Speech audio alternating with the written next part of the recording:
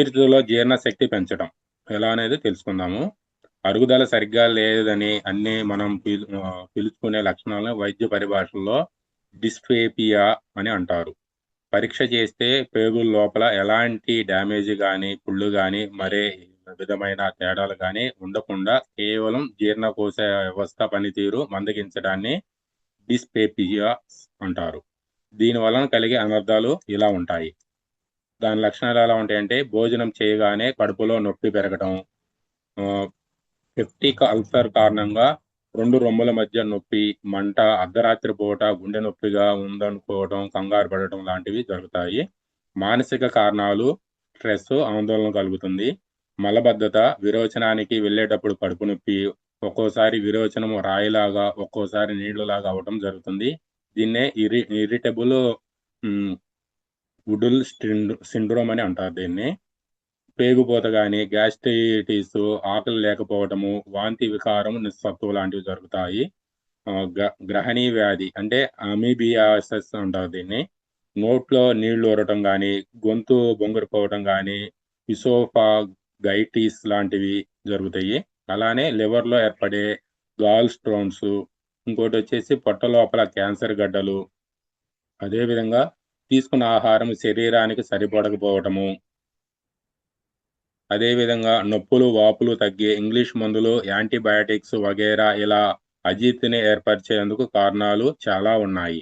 అదేవిధంగా ఇలాంటిది పరిస్థితి ఏర్పడినప్పుడు మీకు మీరుగా తీసుకోదగిన జాగ్రత్తలు ఏమిటంటే, ఈ విధంగా కూడా మనం చేసుకోవచ్చనమాట. మన ఇంట్లో దొరికేటువంటి నిత్యావసర వస్తువులు, జీలకర్ర, వాము, ఇలా తులసి ఆకులు ఇలాంటి వాటితో ఎలా చేసుకోవచ్చనేది ఒకసారి చెప్తాను చూడండి మాస్టర్స్.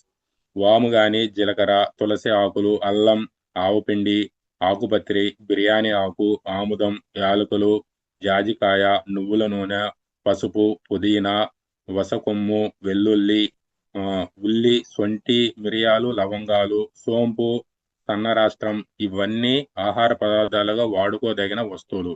వీటిలో ఏవి దొరికితే వాటిని కొన్నింటిని తీసుకొని మెత్తగా దంచి తగినంత సైంధవ లవణం కలిపి ఓ సీసాలో భద్రపరచుకోవాలి. అర చెంచా నుంచి చెంచా పొడి వరకు తీసుకొని గ్లాసు అంటే మజ్జిగలో కలిపి తాగవచ్చు. ఉదాహరణకు ఎలా చేసుకోవాలో ఒక 2, 3 ఇంగ్రీడియంట్స్‌తో చెప్తాను.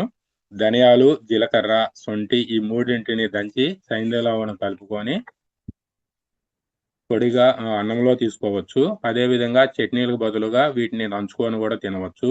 లేదంటే ఈ పౌడర్‌ని మనం మజ్జిగలో వేసుకొని తాగవచ్చు. బూడిద గుమ్మడి, నక్కదోస, పులిబచ్చలి, చిలక తోటకూర, మునగాకు, లేత వంకాయ పిందెలు, కొత్తిమీర, పుదీనా వీటికి అజీర్తిని తగ్గించే గుణం ఉంటుంది. అజీర్తి ఏర్పడినప్పుడు ఇలాంటివి తినాలి. ఉసిరికాయ తొక్కుడు పచ్చడి జీర్ణశక్తిని బాగా పెంపొందిస్తుంది. అన్నహితవు కలిగిస్తుంది. అంటే ఆకలిని పుట్టించే తత్వాన్ని మనకి పెంచుతుంది. మీకుగా మీరు నిరభ్యంతరంగా వాడుకోవడానికి ఉదయ భాస్కర రసము బాగా ఉపయోగపడుతుంది. ఉదయం, రాత్రి ఒక్కొక్కటి ఆహారము తర్వాత వాడుకుంటే మంచి ఫలితాలు కలుగుతాయి. ఈ విధంగా మనము నిత్యం మనకి ఇలాంటివన్నీ మనకి ఎదురవుతానే ఉంటాయి ఎవరో ఒకళ్ళు కుటుంబ సభ్యుల్లో. మీకు నచ్చినట్టుగా ఈ ఆహార పదార్థాలు మన ఇంట్లో ఉన్నవే కాబట్టి వీటిలో ఏదో ఒకటి 2, 3 ఐటెమ్స్‌ని సైంధవ లవణంతో కలుపుకొని పౌడర్‌గా చేసుకొని మనం మజ్జిగలో తీసుకుంటే శ్రేష్టంగా మనకి ఈ ఆరోగ్య సమస్య నుంచి బయటకి రావచ్చు. ఈ అవకాశం కల్పించిన లలిత మేడం గారికి, రంగనాథ్ సార్ గారికి సదాశివకోటి ఆత్మ ప్రణామాలు.